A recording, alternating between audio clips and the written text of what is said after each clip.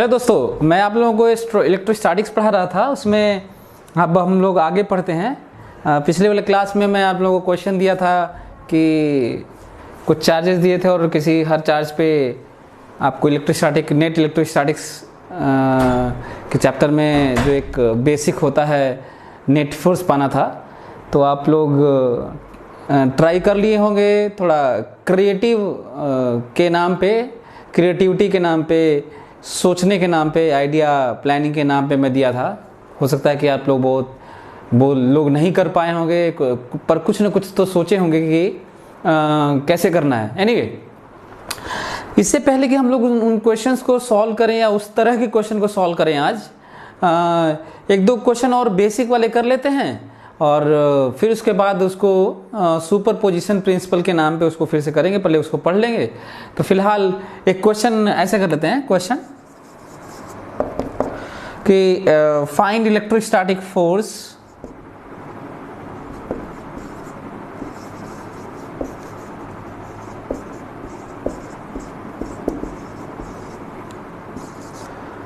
On each charge. पहले वाले case में पहला एक केस देते हैं कि यहाँ पे एक चार्ज है, प्लस चार्ज है ना, और ये है 4.26 माइक्रोकूलम, और यहाँ पे भी प्लस चार्ज है, और ये यहाँ पे है 2.34 माइक्रोकूलम। दूसरा क्वेश्चन है, ये भी प्लस है, ये भी प्लस है, इन दोनों के बीच की दूरी है 4.12 सेंटीमीटर। यहाँ पे प्लस चार्ज है, प्लस 6.8 मिलीकूलम, और यहाँ पे है माइनस 8.6 माइक्रोकूलम, और दोनों के बीच में दूरी है 2.59 मिलीमीटर। इन क्वेश्चन को, ये सिंपल से क्वेश्चंस को देने का मेरा मकसद था कि आपको मैं कैलकुलेशन करना बताऊं। मेरा 15 साल का एक्सपीरियंस है, उसके अनुसार मैं देखा हूं कि इस तरह के सिंपल क्वेश्चन में भी जिनमें केवल फार्मूला लगता है और बच्चे नहीं कर पाते क्योंकि उनका कैलकुलेशन वीक होता है, कुछ ना कुछ छूट जाता है, कभी यूनिट कन्वर्जन छूट जाता है, कभी डायरेक्शन छूट जाता है, तो कभी फार्मूला सही से याद नहीं रहता। तो जस्ट एक फार्मूला सिंपल सा लगाने के लिए मैं दिया हूँ, कैलकुलेशन के लिए दिया हूँ और यूनिट के लिए दिया हूँ। तो हर एक एग्ज़ाम में इस तरह के भी क्वेश्चन होते हैं जिसमें कैलकुलेशन चेक किया जाता है। कभी कभी आप सोचिएगा कि क्वेश्चंस में जो एग्ज़ाम होते हैं, कोई भी बोर्ड का हो, चाहे जेईई मेन एडवांस्ड का हो, चाहे नीट का हो, किसी भी कॉम्पिटिटिव एग्ज़ाम का हो, आखिर उसमें अजीब से डेटा क्यों होते हैं? तो रियली में वो इसलिए अजीब से डेटा होते हैं क्योंकि प्रैक्टिकल लाइफ में बहुत सारे डेटा रियली में अजीब से होते हैं। जैसे मेरा मास जितना है उतना है, अब उसमें क्या इंटीजर टाइप का कर लूँगा मैं। यदि 65.6 kg है तो है। तो एक तो प्रैक्टिकल में जो रियल लाइफ में चीज़ें इस तरह का वेरिएशन होता है कि जिस मोमेंट पे हम कोई चीज़ मेजर करके कुछ स्टडी करना चाहें तो वो कोई ज़रूरी नहीं कि इंटीजर में हो, फ्रैक्शन में हो, तो इसलिए भी दिया जाता है। दूसरा, कैलकुलेशन की प्रैक्टिस होती है और तीसरा ये होता है कि आप यूनिट का ख्याल रख रहे हैं कि नहीं।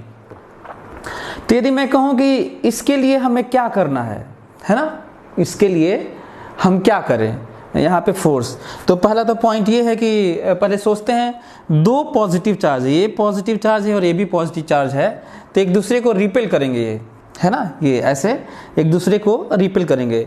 रिपेल का सेंस मैं आपको ऐसे बता सकता हूँ कि जैसे मैग्नेट में, यदि मैग्नेट में मैं कहूँ तो ऐसे कहूँगा कि देखिए ये एक मैग्नेट है, इसका साउथ पोल है और नॉर्थ पोल है, तो देखिए कैसे खींच लेता है। यदि अपोजिट होते हैं तो अपोजिट पोल होते हैं तो कैसे खींच लेता है, ये खींच लिया है ना। मतलब ऐसे ऐसे करने पे खींच लिया ऐसे। लेकिन यही जब साउथ पोल होंगे तो देखिए ऐसे दबा रहा हूँ तो ये तेज़ दबा दूँ तो नीचे चला जा रहा है, फोर्स लग जा रहा है इस पर, नीचे बहुत ज़्यादा फोर्स लग रहा है, ऐसे रिपेल कर रहा है। मतलब यदि मैं इनको मिलाना चाहूँ साउथ पोल को तो ऐसे करूँगा तो ये रिपेल कर रहा है, देखिए ये इधर करूँगा तो ये रिपेल कर जा रहा है, फोर्स लग जा रहा है, ये चिपक नहीं रहा है। यदि साउथ नॉर्थ पोल कर देंगे, अपोजिट पोल कर देंगे तो देखिए ये बल्कि रिपेल नहीं कर रहा है, खींच ले रहा है, देखिए छोड़ दे रहा हूँ, देखिए। तो ये मैग्नेट के थ्रू दिखाया, हालांकि चार्ज में इसी तरह की बात होती है और बहुत सारी जगह इस तरह की बात होती है, तो मैं आपको इसलिए दिखाया था कि आप चीज़ों को प्रैक्टिकली फील कर सकें। तो इसका मतलब ये रिपल्सन का मतलब आप समझिए, ये इस पे इधर की तरफ फोर्स लगा रहा है और ये इस पे इधर की तरफ फोर्स लगा रहा है। यदि मतलब छोड़ देंगे तो ये दूर भाग जाएंगे, ये रिपल्सन है। यदि माइनस माइनस होता तो भी रिपल्सन है, प्लस प्लस होता तो भी रिपल्सन है, ये प्लस माइनस है इसलिए अट्रैक्शन है। इनको छोड़ देंगे तो ये खिंचा जाएंगे और चिपक जाएंगे दोनों चार्ज, ठीक है। अब रही बात कैलकुलेशन की, तो पहले फोर्स का फार्मूला लिख लेता हूँ, Q1 Q2 by 4 pi epsilon naught R square, ये फार्मूला है, ठीक है। 1 बाई 4 पाई एप्सिलॉन नॉट की वैल्यू होती है 9 into 10 to power 9। 1 by 4 pi epsilon naught की वैल्यू होती है 1 बाई 4 पाई एप्सिलॉन नॉट की वैल्यू होती है 9 इंटू 10 टू पावर 9, याद रखना है ये। Q1 की वैल्यू होती है, Q1 की यहाँ पे देखिए Q1 है 4.26 और भूलना नहीं है माइक्रो कूलम है, तो माइक्रो की जगह हमें 10 टू पावर -6 लिखना होगा। 4.26 इंटू 10 टू पावर -6 Q1 है, इंटू Q2, ये रहा Q1 और ये रहा Q2।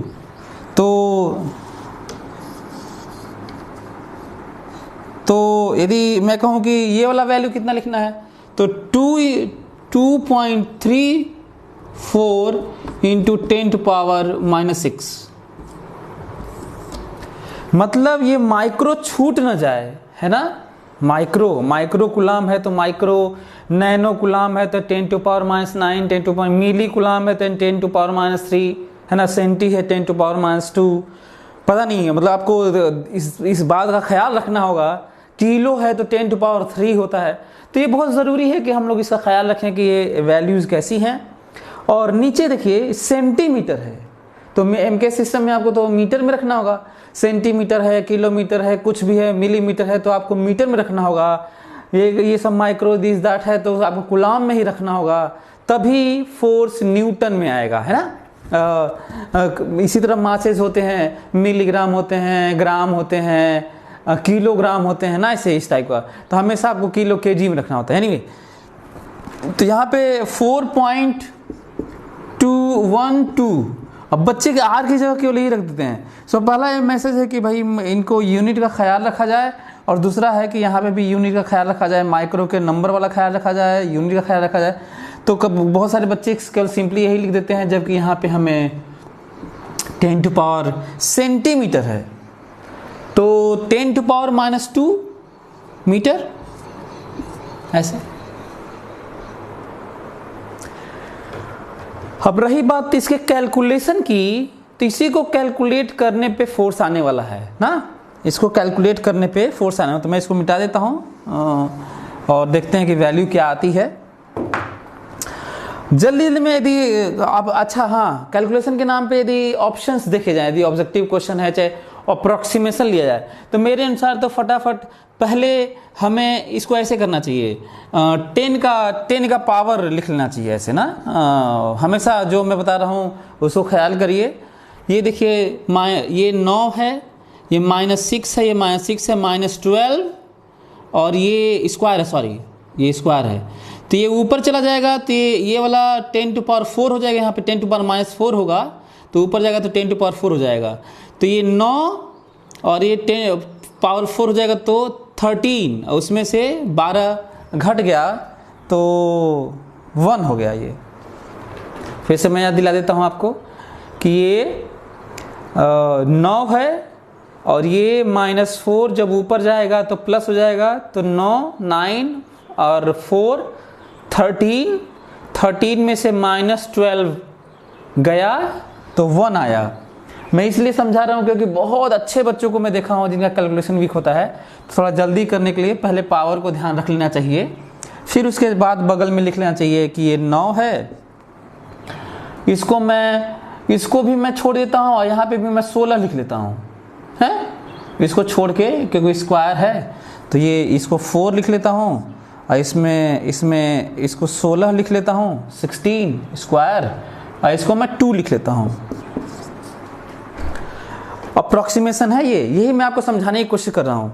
तो आप देखेंगे कि ये 8, 2 और लगभग हमारा आंसर आ गया, 2 का डिवाइड करेंगे तो 4.5 into 10 1 nearly equal to 45 newton. मैं आपको बस यही बताने की कोशिश कर रहा था कि किस तरह से ऊपर नीचे, यहाँ भी थोड़ा छोड़ लिया, यहाँ भी थोड़ा छोड़ लिया, लेकिन स्क्वायर था तो 16 लिख लिया, यहाँ भी थोड़ा छोड़ दिया इंटीजर टाइप का, ये 4.9 तो था ही। तो इस तरह की चीज़ें जल्दी जल्दी की जा सकती हैं। इसका मतलब लगभग बहुत होगा तो 45 न्यूटन होगा, 45.2 न्यूटन होगा, 44.8 न्यूटन होगा, इसी तरह के करीब में आएगा। तो अप्रॉक्सीमेशन आपको आना चाहिए। बहुत सारे बच्चे इसको इतना कॉम्प्लेक्स इसको कैलकुलेट करते हैं कि पहले तो यहाँ पे गलत हो जाता है, बहुत सारे बच्चों का यहाँ गलत हो जाता है, पावर में 80-90% बच्चों का तो पावर में गलत होता है, और ये तो फिर जल्दी से होता भी नहीं है, काफ़ी टाइम टेकिंग होता है उनके लिए। तो एक तो ये है, कंपटीशन के लिए खास कर है, ये बोर्ड के लिए थोड़ा कम है। तो उसी तरह की बात यदि मैं कहूँ कि आप लोगों को यही फॉलो करके, यदि आप वीडियो को पॉज करिए और इसको कैलकुलेट करके देखिए, वीडियो को पॉज करके क्या आप इस तरह के अप्रॉक्सीमेशन यहाँ पे ले पाते हैं, क्या जल्दी से कैलकुलेट कर पाते हैं? केमिस्ट्री में तो और भी चीज़ें ज़्यादा होती हैं। तो मेरा ये मानना है कि सबसे पहले ऑप्शंस को देखना चाहिए। यदि ऑप्शन बहुत ही करीब करीब है, यदि ऑप्शन में 10 के पावर में ही चेंज है, तब तो अप्रॉक्सीमेशन लेके फटाक से कर दीजिए, बहुत ज़्यादा चेंज नहीं आने वाला है, वो सही हो जाएगा। मतलब 10 सेकंड के अंदर कैलकुलेशन हो सकता है सरप्राइजिंगली। और यदि पावर 10 का पावर सही है, सेम है, तो फिर बगल में अप्रॉक्सीमेशन लेके भी यदि बहुत ज़्यादा करीब करीब नहीं है तो भी किया जा सकता है। जैसे यदि मैं फिर से करूं, इसके लिए यदि कोई बोलता है कि इसको कैलकुलेट किया जाए ना, तो मैं कहूँगा कि 1/4 पाई एप्सिलॉन नॉट की वैल्यू होती है 10 to power 9 into 10 to power 9। ये मैं कौन सा वैल्यू लिखा हूँ?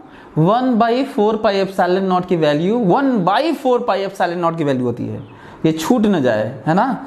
इंटू Q1 Q2, Q1 मतलब ये, अच्छा हाँ, ये प्लस माइनस से घबराना नहीं है, बस अंतर इतना है कि प्लस प्लस वाला रिपल्सन था और माइनस माइनस वाला रिपल्सन था, लेकिन प्लस माइनस वाला अट्रैक्शन होता है। जैसा कि मैं मैग्नेट से भी आपको दिखा चुका हूँ कि एक दूसरे को खींच लेते हैं ना, ऐसे रहेंगे, छोड़ देंगे तो ऐसे खींचा जाएंगे, तो ये ऐसे फोर्स लगेगा।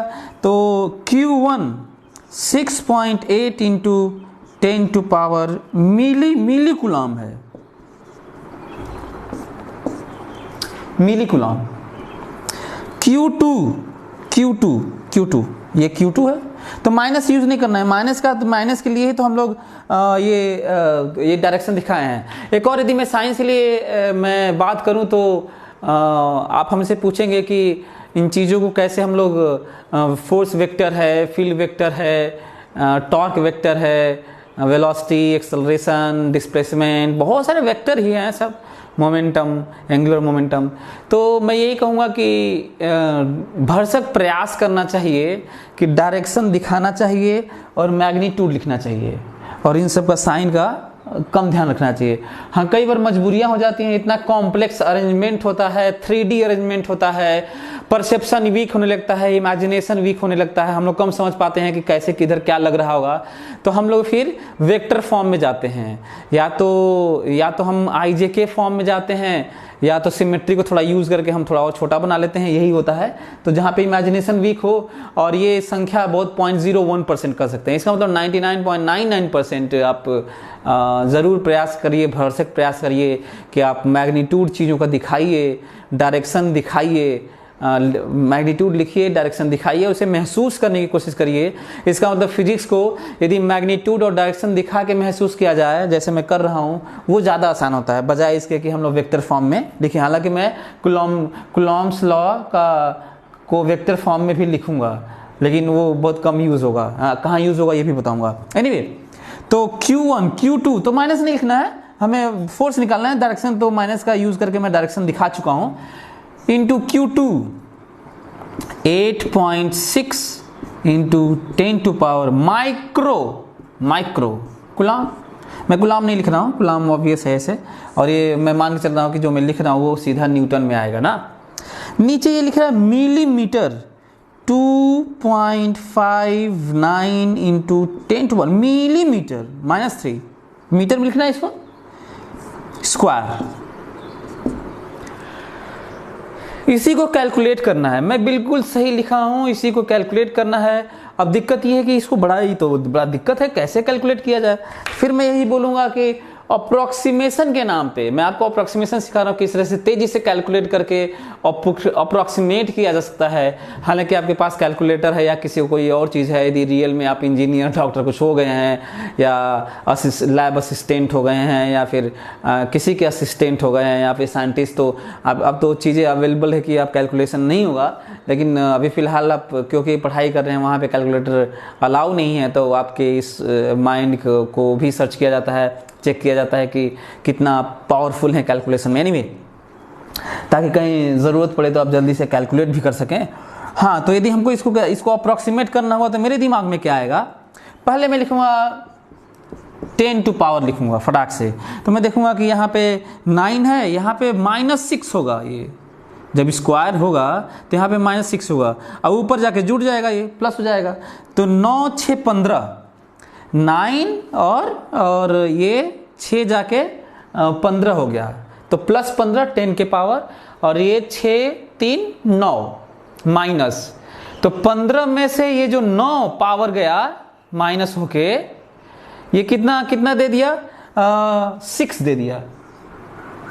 ये हो गया। यही मैं आपको समझाने की कोशिश कर रहा था। रही बात बाकी सबको छोड़ने की, तो एक काम करते हैं, इसको बढ़ा के 7 कर लेते हैं, और इसको भी बढ़ा के 3 कर लेते हैं, 3 है ही, और इसको छोड़ के 8 कर लेते हैं, ऐसे अप्रॉक्सीमेशन के नाम पे। अच्छा, उसको रहने भी दे सकते हैं, कोई फ़र्क नहीं पड़ता। तो 9 इंटू 7 इंटू 8.6 मन करता है तो रहने दीजिए, चाहे 8 कर लीजिएगा, और नीचे है 3 इंटू 3 स्क्वायर।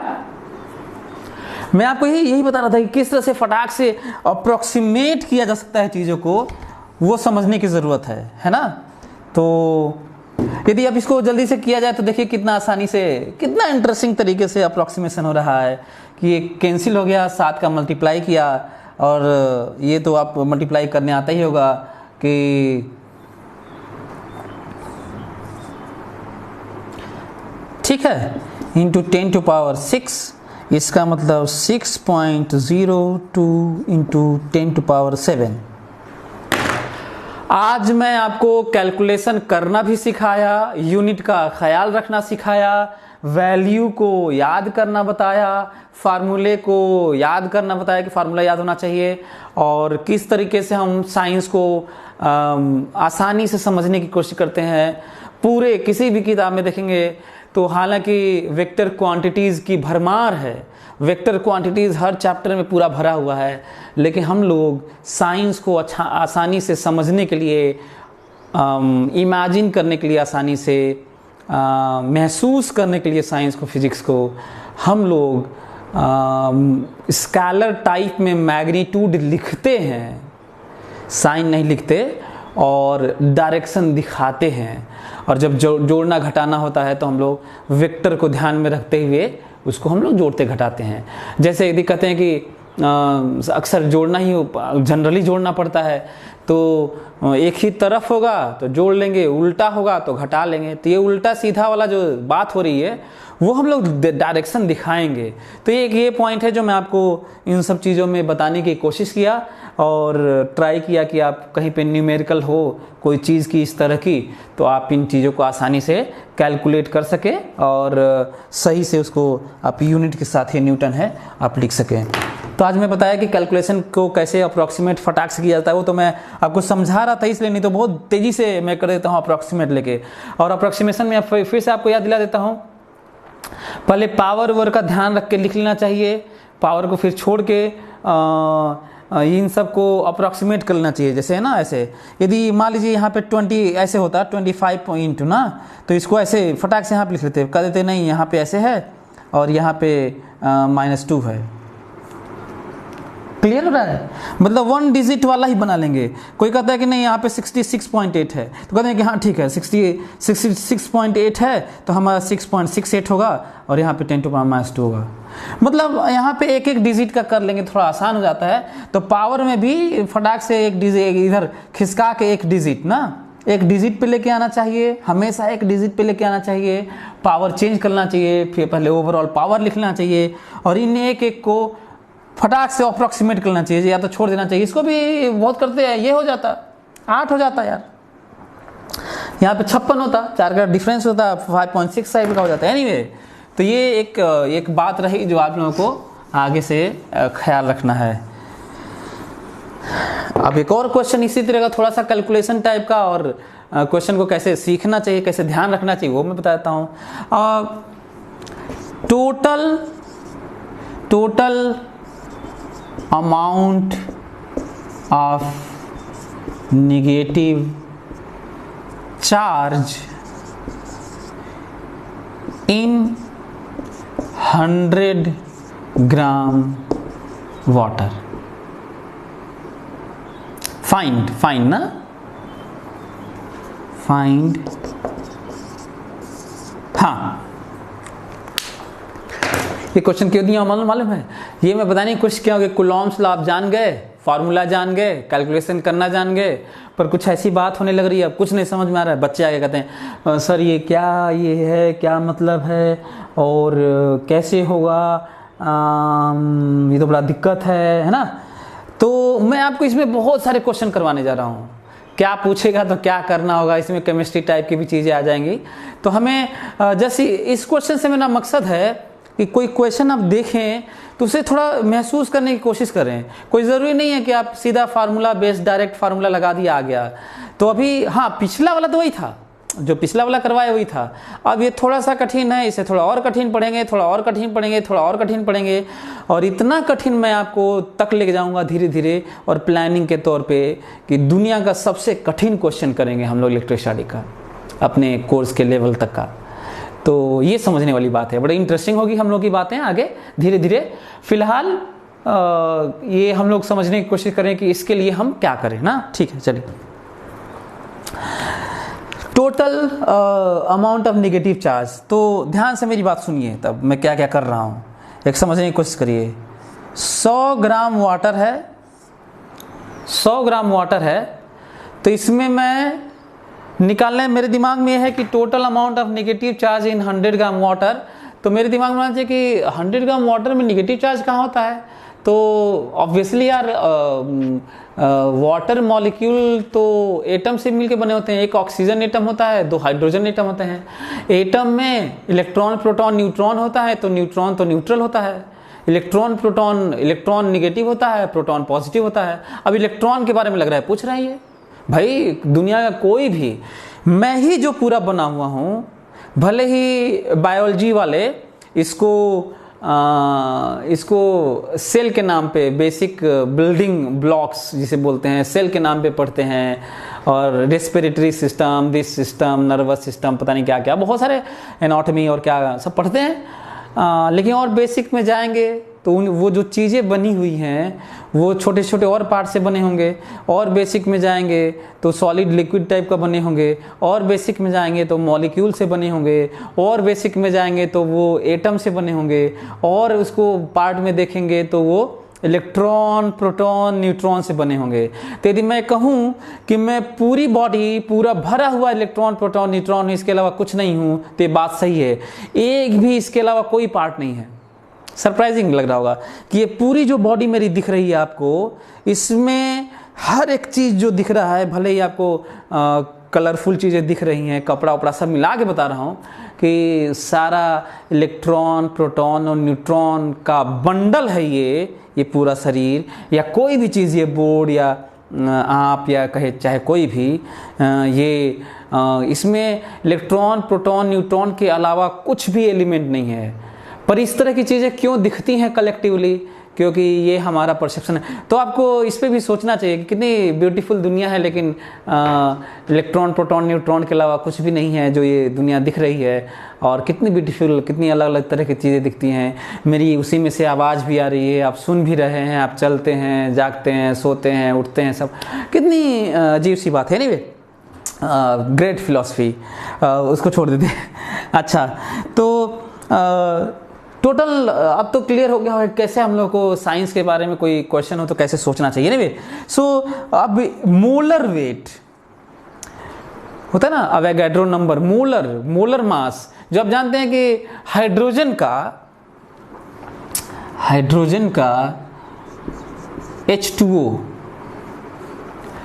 16 2 18, ये जो 18 हम लोग कहते हैं 18 ग्राम, यदि हम कहेंगे 18 ग्राम तो ये मोलर वेट है। 18 ऐसे मॉलिक्यूलर वेट टाइप का 18 याद कर लिए होंगे, लेकिन इसको कहेंगे 18 ग्राम तो ये मोलर वेट है। इसका मतलब 6.022 इंटू 10⁻23 हाइड्रोजन मॉलिक्यूल का जो वेट होता है वो 18 ग्राम होता है।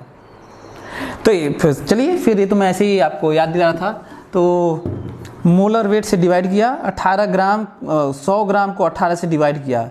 आपको मैं बताना चाहता हूँ कि ये यदि कोई पूछता है ना कि 18 ग्राम में वाटर मॉलिक्यूल के कितने मोल होंगे, इतने मोल होंगे, यही मैं आपको बताना चाह रहा था। नंबर ऑफ मोल्स हैं ये मोल्स हैं। अच्छा, अब कहे कितने मॉलिक्यूल हैं। यदि कोई पूछे कि कितने मॉलिक्यूल हैं तो इतने तो मोल हैं, तो एक मोल में कितने मॉलिक्यूल होते हैं तो उसे मल्टीप्लाई करना होगा। Avogadro number 0.6.022 into 10⁻23। यदि मैं यहाँ से यहाँ तक की बात करूँ तो इतने मॉलिक्यूल हैं 100 ग्राम, मतलब वाटर का ये मास है, ये मोल है, ये नंबर ऑफ मॉलिक्यूल्स हैं, वाटर मॉलिक्यूल। यदि कोई पूछे कि इसमें कितने एटम्स हैं, 100 ग्राम वाटर में कितने एटम हैं, तो एक मॉलिक्यूल में 3 एटम है, H2O, 2 H और 1 O, तो इंटू 3 है ना, ये तो मॉलिक्यूल है ना। तो एक मॉलिक्यूल में कितने एटम होते हैं, ये टोटल नंबर ऑफ मॉलिक्यूल है। तो एक मॉलिक्यूल में कितने एटम होते हैं, 3, तो इंटू 3। मैं कहूँ कितने हाइड्रोजन एटम होते हैं, तो इस एक मॉलिक्यूल में 2 हाइड्रोजन एटम होते हैं, तो इंटू 2। कहूँ कितने ऑक्सीजन एटम है, तो इंटू 1 है, ऐसे। अच्छा, इसमें कह दूंगा कि कितने इलेक्ट्रॉन हैं, नंबर ऑफ इलेक्ट्रॉन्स। तो ये बताइए कि एक H2O मॉलिक्यूल में कितने इलेक्ट्रॉन होते हैं, क्योंकि ये number of molecule of water है। तो एक वाटर मॉलिक्यूल में O में, ऑक्सीजन में 8 इलेक्ट्रॉन, और हाइड्रोजन 2 हाइड्रोजन में 2, एक हाइड्रोजन में 1, तो H2O में 10 इलेक्ट्रॉन होते हैं। तो यहां से लेकर यहां तक ये नंबर ऑफ ये मॉलिक्यूल, वाटर मॉलिक्यूल है, ये नंबर ऑफ इलेक्ट्रॉन्स हैं।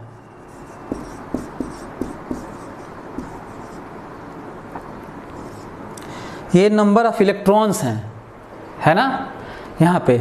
अच्छा, मैं कहूँगा कि नंबर ऑफ प्रोटॉन बताइए, तो ये नंबर ऑफ प्रोटॉन भी है, क्योंकि जितने इलेक्ट्रॉन उतने प्रोटॉन न्यूट्रल मैटर में, है ना।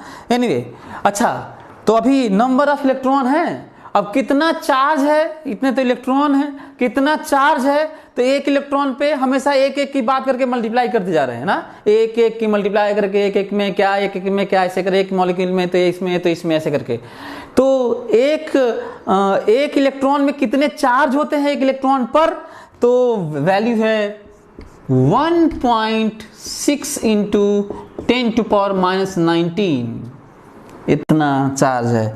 ये रहा इतना कूलम, ये रहा charge, total negative charge Q, यही आंसर है।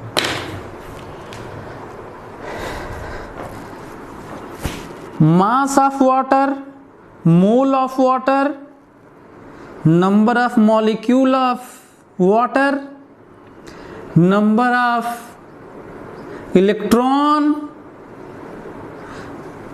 Total amount of charge, total amount of charge, जितना आएगा उतना आएगा।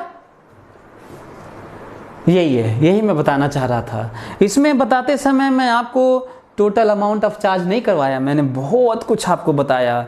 और एक और बात पिछले क्वेश्चन में बताया था, इसको जल्दी से कैसे कैलकुलेट किया जाए, तो सिंपल सा इसको 1 पॉइंट करके 10⁻² किसको किया जा सकता है, इसको तो ठीक है, इसको 6 लिख लेना, इसको सीधा इसमें जोड़ लेना है ना ऐसे, तो 10⁻18 हो जाएगा। तो एक पावर फटाक से अपना लिख के, और ये भी अपना जल्दी से कर लेना, थोड़ा छोड़ ओड़ के। और ये है, तो मैं आपको ये बताने की कोशिश किया कि कैसे जल्दी से कैलकुलेट करना चाहिए और कैसे किसी चीज़ के बारे में सोचना चाहिए। अच्छा, इसके बारे में एक और चीज़ है, यदि मैं इसको यहाँ मिटा दूँ और कहूँ कि ऐसा है भाई कि देखो कैसे क्वेश्चन थोड़ा और कठिन कैसे, ये तो चार्ज हुआ, कठिन कैसे, थोड़ा और क्वेश्चन कैसे कठिन बनाते हैं, और हम लोग साइंस के बारे में, चीज़ों के बारे में कम समझ पाते हैं। तो ऐसे देखिए, यदि वो कहते हैं कि ऐसा है कि 100 ग्राम वाटर के जितना अमाउंट ऑफ पॉजिटिव चार्ज है in the form of protons, उनको अलग से इकट्ठा करके पॉइंट चार्ज बनाओ, और जितने निगेटिव चार्ज हैं 100 ग्राम वाटर में, उनको इकट्ठा करके निगेटिव चार्ज बनाओ, एक हीप, ढेर बनाओ पॉइंट चार्ज की तरह, और उनको तुम 10 सेंटीमीटर दूर रखो।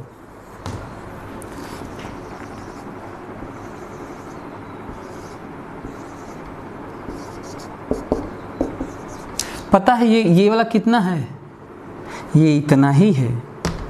पता है ये वाला कितना है, इतना ही है, क्योंकि जितना प्रोटॉन है होता है उतना ही इलेक्ट्रॉन भी होता है संख्या में, और दोनों पे ही सेम मैग्नीट्यूड ऑफ चार्ज होते हैं, बस साइन ही अलग होते हैं।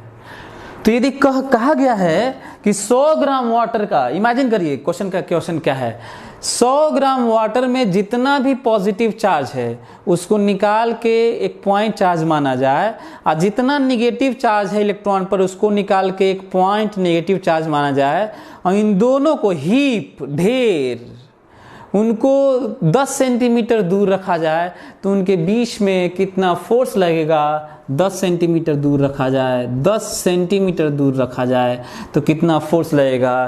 तो ऑब्वियस ही बात है, ये चार्ज पहले निकालेंगे, मतलब ये सब करेंगे जिसकी वैल्यू Q होगी, और जब Q आ जाएगा इसको कैलकुलेट कर लेंगे ना हम लोग, तो फार्मूला लगाएंगे Q1 Q2/4 πε0r²।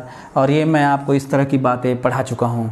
Q की जगह वो जो निकाले थे वो रखेंगे, फिर वही वाला रखेंगे, और ये वाला 9 ऊपर की तरफ लिखेंगे, 1/4 πε0 की जगह 9 × 10⁹ रखेंगे, और ये r की जगह मीटर में रखेंगे, 0.1 मीटर यहाँ पे रखेंगे, और इसको कैलकुलेट करेंगे, जो आएगा आंसर आएगा। और कैलकुलेशन बता चुका हूँ कैसे करना चाहिए। तो बड़ा इंटरेस्टिंग तरीके से साइंस को समझा जा सकता है। ये सब बेसिक है, इमेजिन करना पड़ता है कि इतने वाटर में क्या है, कैसे है, number of moles, this that. तो एक इस तरह के क्वेश्चन हो गए। एक क्वेश्चन और भी ऐसे भी आता है कि कहा जाए कि आप बताइए, यदि एक चार्ज है उसको 2 पार्ट में तोड़ा गया ना, और charge is divided in 2 parts. लिख देता हूँ, क्वेश्चन लिख देता हूँ। और charge Q is divided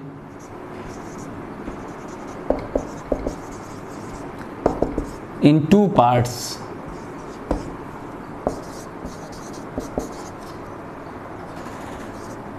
and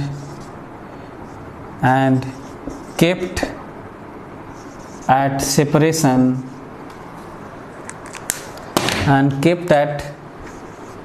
separation D, then find maximum possible force, electrostatic force, possible electrostatic force between them।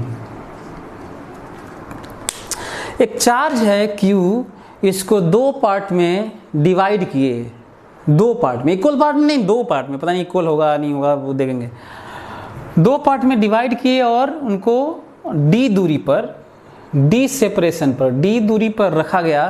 तो बताना है कि उनके बीच में मैक्सिमम फोर्स कितना लगेगा, कितना लग सकता है ना, पॉसिबल। तो सिंपल, इसको करने के लिए फिर सोचना पड़ेगा कि भाई क्यू चार्ज को डिवाइड किया गया है दो पार्ट में, या फिर डी पे रख दिया है। तो क्यू चार्ज है, उसको दो पार्ट में डिवाइड कर दिए और फिर रख दिए। कई बार तो जल्दी में लोगों का सही हो जाता है कि दो पार्ट में डिवाइड कर दिए तो बच्चे इसको आधा आधा मान लेते हैं।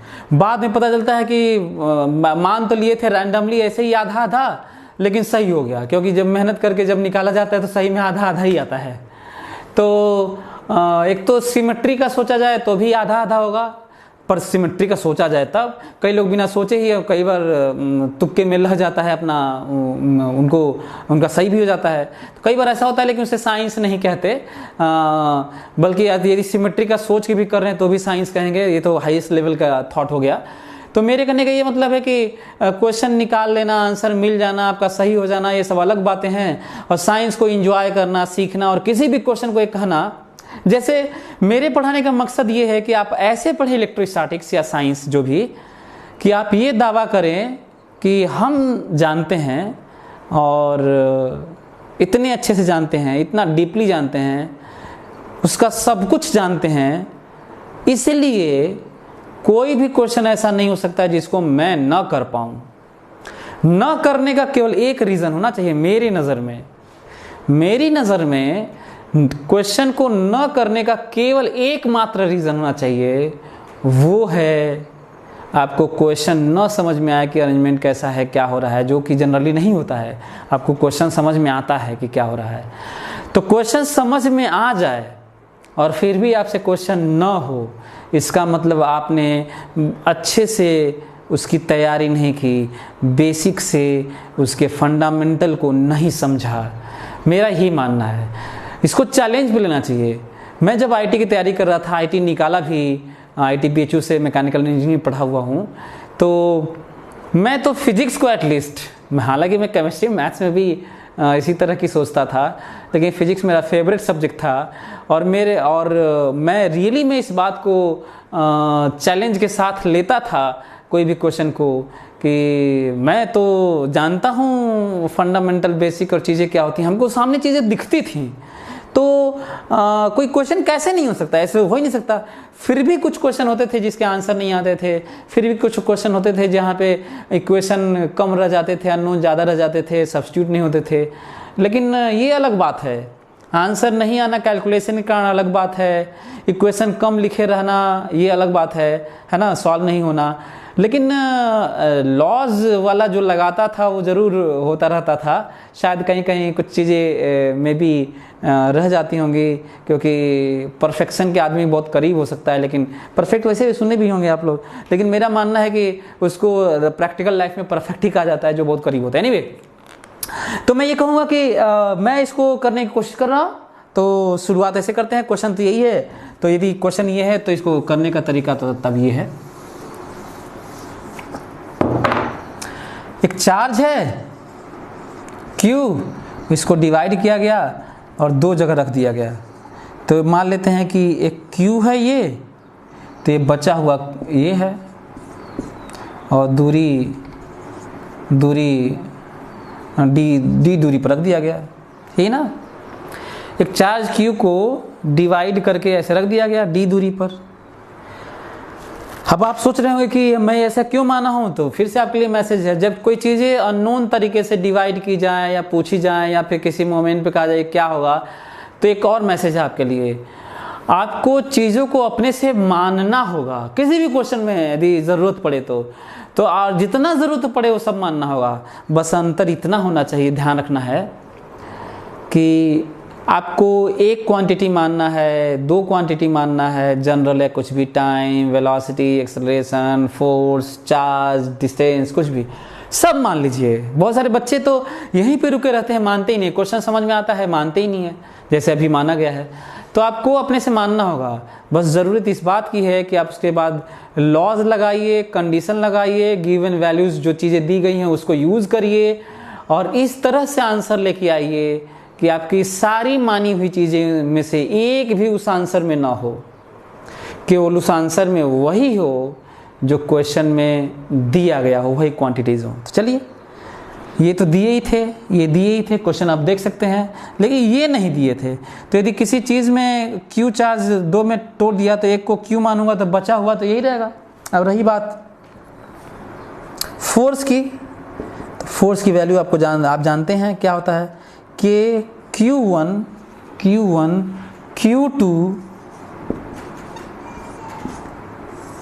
Q1। अच्छा, यही K को 4 एप्सिलॉन नॉट लिखते हैं, यहाँ पे नीचे लिख सकते हैं 4 एप्सिलॉन नॉट, और नीचे D स्क्वायर, ठीक है। ये हालांकि आपको याद है कि इस तरह की सिमेट्री में मैं आपको बताया हूँ कि बिना किए भी सोचा जा सकता था। कह दिया जाए कि ऐसा है भाई कि ये मैक्सिमम तो तब होना चाहिए जब सिमेट्री एग्जिस्ट करे, मतलब आधा आधा चार्ज होना चाहिए। सही है, हालांकि देखते हैं अभी आता है। मैं जनरल माना हूँ और ये फोर्स आया है। अब इस फोर्स को मैक्सिमाइज करना है ना। ये फोर्स देखिए क्या है, ये फोर्स है K मल्टीप्लाई करते हैं Q minus Q square divided by D square. सही है ये। अब ये बात हो रही है कि मैक्सिमम फोर्स ना, फोर्स नहीं, मैक्सिमम फोर्स। तो maximum force for maximum F D F by D Q zero. फिर से यहाँ पे एक नई थ्योरी, नया प्लानिंग आ रहा है। जब भी दुनिया में कोई भी किसी भी चीज़ का मैक्सिमम मिनिमम कोई पूछे, मैं हमेशा आपको प्लानिंग साइंस के लिए करवाया करूँगा। भले ही मैं आपको पढ़ा रहा हूँ इलेक्ट्रोस्टैटिक, लेकिन मैं आपके लिए हमेशा जनरल बातें करूँगा, है ना। देख रहे होंगे कैलकुलेशन की जनरल बातें, अजम्पशन की जनरल बातें, इक्वेशन की जनरल बातें। तो फिर से ये बात आई कि दुनिया में कोई भी चीज़ मैक्सिमम मिनिमम कोई पूछे तो उसके दो ही तरीके होते हैं, दो ही कंडीशन होते हैं मैक्सिमम मिनिमम के। मुझे पूरे साइंस की बात कर रहा हूँ, मैं इस क्वेश्चन की बात नहीं कर रहा हूँ। एक मैक्सिमम मिनिमम होता है जब हम उस कंडीशन को जान जाते हैं कि अच्छा इस मोमेंट पे होगा, अच्छा ये होगा तो होगा, अच्छा ये क्रिटिकल वैल्यू है तो इस पे होगा, अच्छा ऐसा हो गया है तो यहाँ तक होगा, है ना। एक ये है।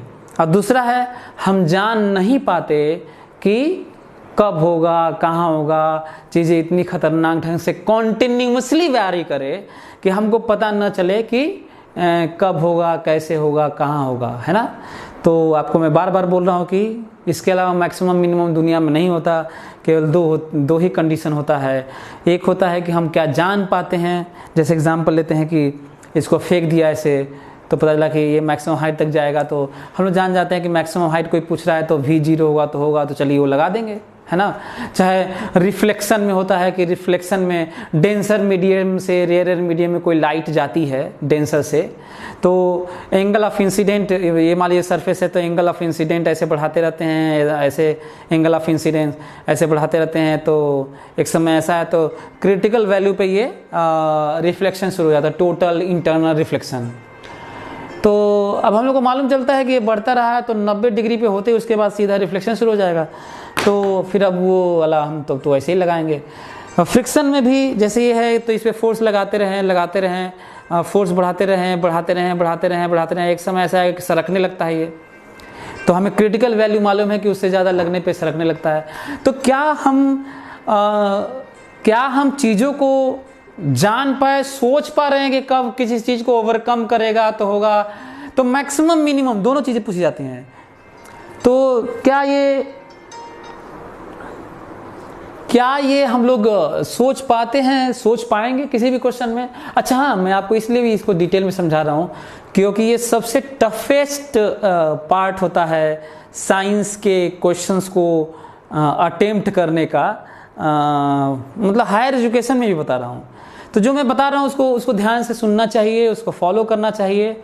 इस क्वेश्चन के थ्रू क्वेश्चन मैं 1-2 ठो करवा रहा हूँ, लेकिन मैं आपको तरीका है ना क्रिएटिव बना रहा हूँ ताकि हम लोग उसको सोच पाएँ। तो क्या हम लोग ऐसे सोचेंगे कि क्या हम लोग सोच पा रहे हैं कि कब होगा, क्यों होगा, कैसा होगा? यही तो साइंस है। यदि ये एक पार्ट सोच पाते हैं तो ठीक है, यदि नहीं सोच पाए क्योंकि इस तरह का वेरिएशन है कि पता नहीं चला है, कॉन्टिन्यूस वेरिएशन, तब हमें क्या करना होता है? हमें जनरल वैल्यू मानना होता है। Velocity general, time general, acceleration general, position general, acceleration general, charge general, theta general, length general, distance general, current general, momentum general, mass general, everything general मानना होता है। और हमें उस क्वेश्चन के अकॉर्डिंग दिए हुए डेटा से जो पूछा गया उसका हमें वैल्यू निकालना होता है, उसको डिफरेंशिएट करके ज़ीरो करना होता है। क्योंकि जब फंक्शन ऐसे मैक्सिमम लेता है ना टर्न ऐसे, तो स्लोप 0 होता है, इसे स्लोप कहते हैं। देखिए डिफरेंशिएशन का मतलब स्लोप होता है। तो जब कोई चीज़ मैक्सिमम होता है तो स्लोप 0 होता है, तो इसीलिए 0 करते हैं। अच्छा मिनिमम होता है, देखिए मिनिमम, तो स्लोप मिनिमम पे भी स्लोप 0 होता है। इसीलिए जब डिफरेंशिएट करके 0 करते हैं तो या तो मैक्सिमम दे देता है या तो मिनिमम दे देता है। अब क्वेश्चन उठता है कि फिजिक्स में क्या देगा, मैक्सिमम देगा कि मिनिमम देगा? तो इसको तो हम लोग डबल डिफरेंशिएशन से चेक करते हैं, पर मैथ्स में करते हैं। फिजिक्स में तो वही ही देता है जो पूछा गया होता है। जैसे आप क्वेश्चन में देखे होंगे, पूछा गया होगा कि मैक्सिमम फोर्स बताइए, तो ठीक है मैक्सिमम फोर्स मैक्सिमम यहाँ रहा होगा, क्यों दोबारा डिफरेंशिएट करके हम इसको चेक करें मैथमेटिकली? तो हम लोग उस पर नहीं जाएंगे। और फिजिक्स में हर जगह यही होगा कि हम लोगों को जो पूछा गया होगा वही मिलता है। तो एक मैं तरीका बताया, तो इसको मैं डिफरेंशिएट करने जा रहा हूँ अब, और इसको देखते हैं डिफरेंशिएशन। तो इसका डिफरेंशिएशन देखिए, इसको डिफरेंशिएट किया हूँ तो डिफरेंशिएशन में तो ये k/d² कांस्टेंट है, k और d²। यहाँ पे डिफरेंशिएशन देखिए q, अच्छा ये तो कांस्टेंट है ना, q ही वेरिएबल है, वेरिएबल में केवल q माना गया है, ये तो दिया गया था कांस्टेंट है। तो इसको डिफरेंशिएट करेंगे तो केवल q बचेगा, ये वाला उड़ जाएगा, और माइनस ये 2q होगा बराबर 0। यदि इसको सॉल्व करेंगे तो ये तो 0 हो जाएगा इधर जाके। इसकी वैल्यू देखिए q बराबर Q/2,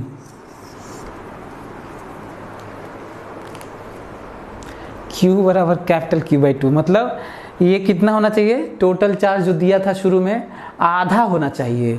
अच्छा ये आधा होगा तो ये भी आधा होगा, तो Q/2 ये होना चाहिए, यही आंसर है। कई बार लोग पूछते हैं कि कितना स्मॉल q कितना हो, तो आंसर ये है। कई बार कहते हैं कि नहीं q, क्वेश्चन में कहते हैं Q/Q का रेशियो बताइए, तो आंसर 1/2 है।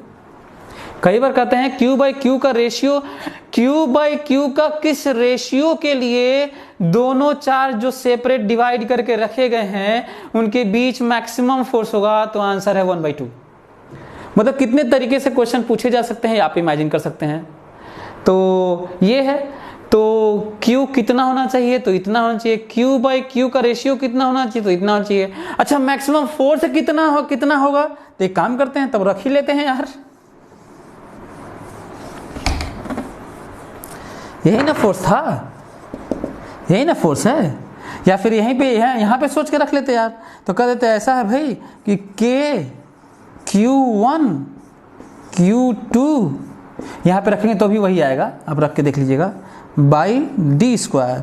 इसका मतलब फोर्स की वैल्यू है K Q square by 4 D square. यदि K की वैल्यू भी रखनी है तो आप लिख सकते हैं Q by 4 pi epsilon not 4 D square, या इसको 16 लिख सकते हैं, ये 4 यहाँ है तो 16 पाई epsilon not D square Q square by. तो मैं आपको लोगों को बताया कि किस तरीके से हम लोग इसको चीज़ों को आसानी से समझ सकते हैं और किस तरीके से मैक्सिमम मिनिमम को हम अटेम्प्ट कर सकते हैं, साइंस में कैसे सोच सकते हैं, कुछ अजीब से क्वेश्चन दिए रहेंगे तो कैसे हम अप्रोच करेंगे, है ना। तो इसमें बहुत सारी पॉसिबिलिटी बताया कि कैसे हम लोग स्टार्ट करेंगे सोचना। तो चलिए फिर मिलते हैं अगले वीडियो में। आज हम लोग केवल क्वेश्चन के बारे में सोचे, वह उसको करने के तरीके के बारे में सोचे, है ना। तो अब हम लोग अगले क्लास में मिलते हैं और तब तक के लिए मैं चाहूँगा कि एक ठो आपको क्वेश्चन भी दे देता हूँ, आप लोग ट्राई करिएगा, फिर अगले क्वेश्चन में उसको करने के बाद ही आगे बढ़ेंगे। और जो क्वेश्चन मैं दिया हुआ था उसको ट्राई करते रहिएगा, अगले क्लास के बाद आपको आइडिया लग जाएगा कि उसको कैसे करना है और सारे क्वेश्चन फटाफट आप कर लेंगे। तो एक क्वेश्चन मैं आपको दे देता हूँ।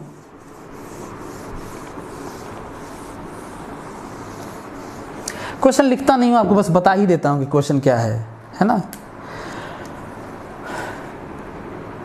2 स्मॉल स्फीयर हैं,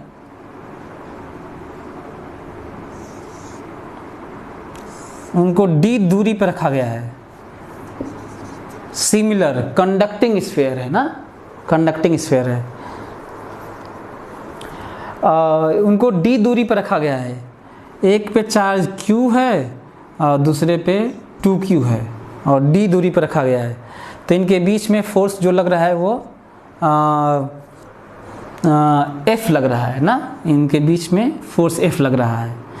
एक स्मॉल स्फीयर है, सिमिलर है, कंडक्टिंग है, तो उनके बीच का एक पे Q है, एक पे 2Q है और उनके बीच का फोर्स F लग रहा है। क्वेश्चन ये है कि यदि B को जो 2Q है उसे, चाहे A को कर लेते हैं ना,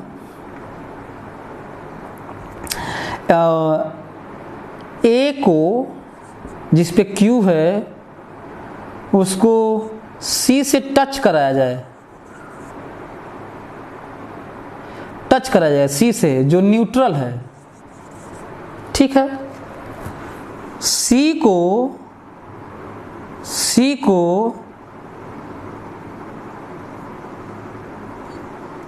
A को इस पे टच करा के और फिर A को B से टच कराया जाए,